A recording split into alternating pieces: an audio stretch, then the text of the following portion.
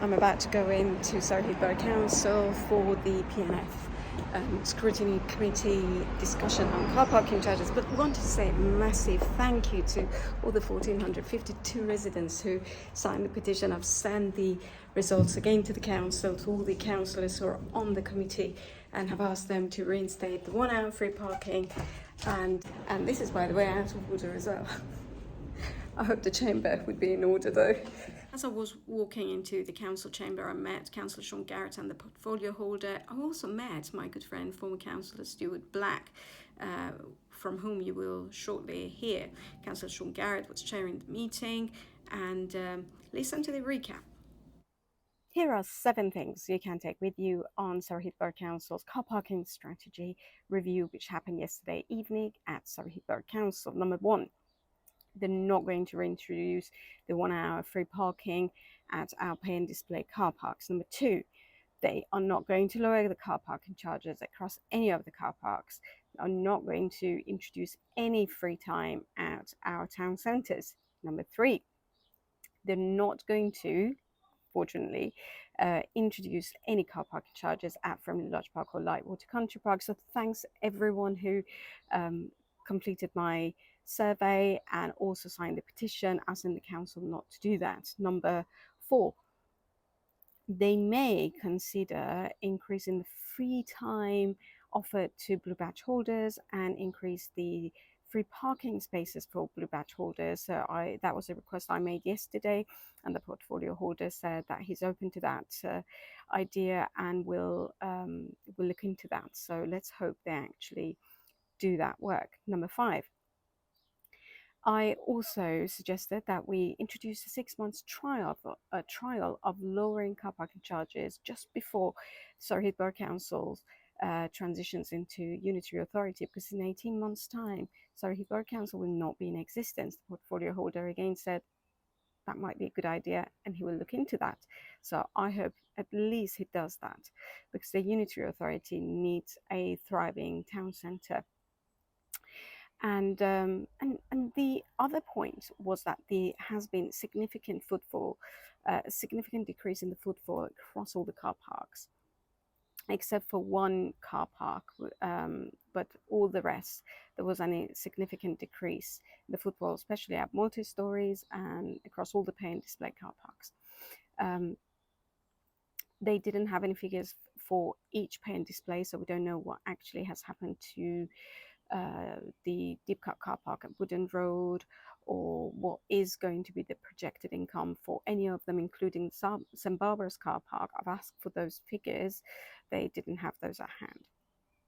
But the council's position is that the decrease in the footfall does not have anything to do with the car parking strategy, or the increase in car parking charges, and that it's all a post-pandemic trend. Now, whilst the post-pandemic trend has an impact, the evidence I provided them, which is a survey completed by 1,452 people, where 1,000 people did say that the increase in car parking charges has made them shop elsewhere. And so one person in particular said their family of 5 would not visit Surrey Heath unless Campbell Town Centre unless they have to. So they're residents of Surrey Heath, and they said that unless they have to, they wouldn't go into the town centre, and they would go and shop elsewhere. I urged the portfolio holder to look into the evidence that I submitted to him, and he said he will look into that. So let's hope he will listen. But what he was clear is that this administration is not going to change their strategy. So we are stuck with that strategy, and I hope whoever is in power at the unitary would have that common sense that lowering car parking charges will in fact have an impact on the footfall in Surrey Heath Borough Council. And the other point, number 7, is that there hasn't been, as I mentioned, no car park strategy for Deepcut Car Park or St Barbara's Car Park. Those are to be considered later. Now, let me go through each one in detail.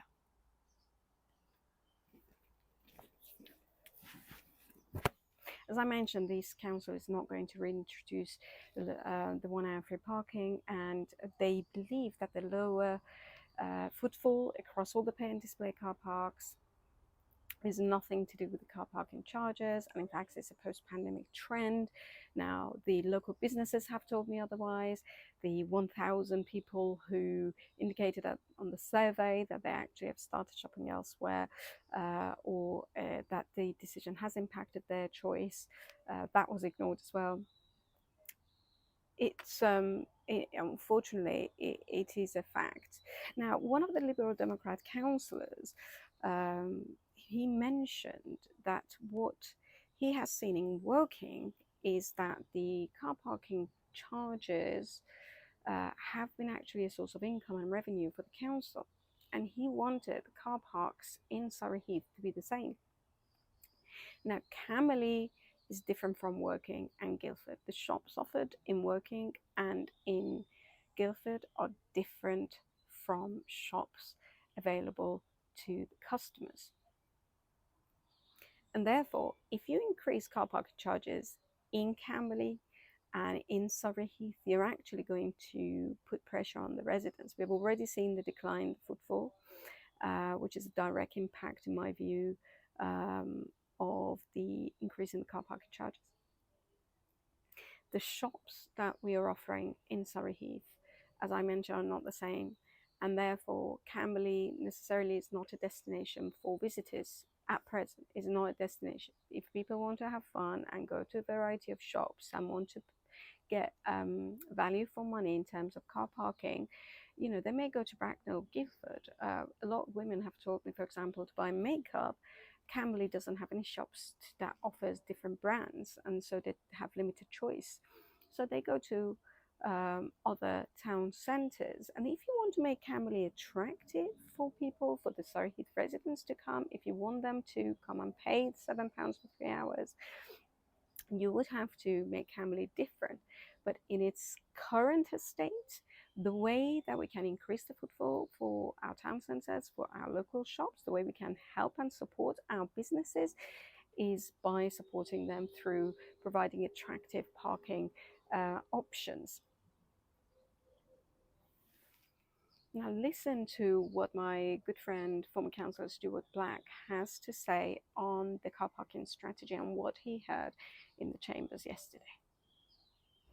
Well, I've just come from the council chamber where Attieh Fard, Tracy West and somebody else asked some interesting questions about car parking strategy.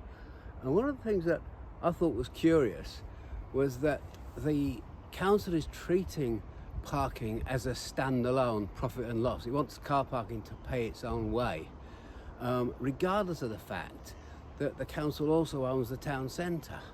And if there is an economic effect that says car parking charges goes up, shopping centre income goes down, that should be taken account of. I don't understand why they're treating them as two standalone things. Whereas what I heard was with the Camberley Theatre, that's treated as an integrated thing. The P&L for the car parking is in the theatre P&L. So I walked away with a couple of questions. Thank you. The point made by Stuart is really important. The council cannot own car parks and town centres and have two separate strategies for them. The impact on the decrease in the footfall at car parks has a direct impact on the footfall of businesses. A lot of local businesses have told me that they don't see as many customers as even last year. And one of my good friends who runs a business in the town centre has told me that on a number of occasions she had to ask her staff to go home because she didn't have enough customers on various days. So anyone in charge of the council's strategy, whether car parking, financial strategy, should have a holistic approach towards improving the economy. And if any political party wants to say they're a party for a community, they cannot do that if they do not think about our local businesses, if they do not make our town centres, our high streets, an attractive place for customers to come and spend.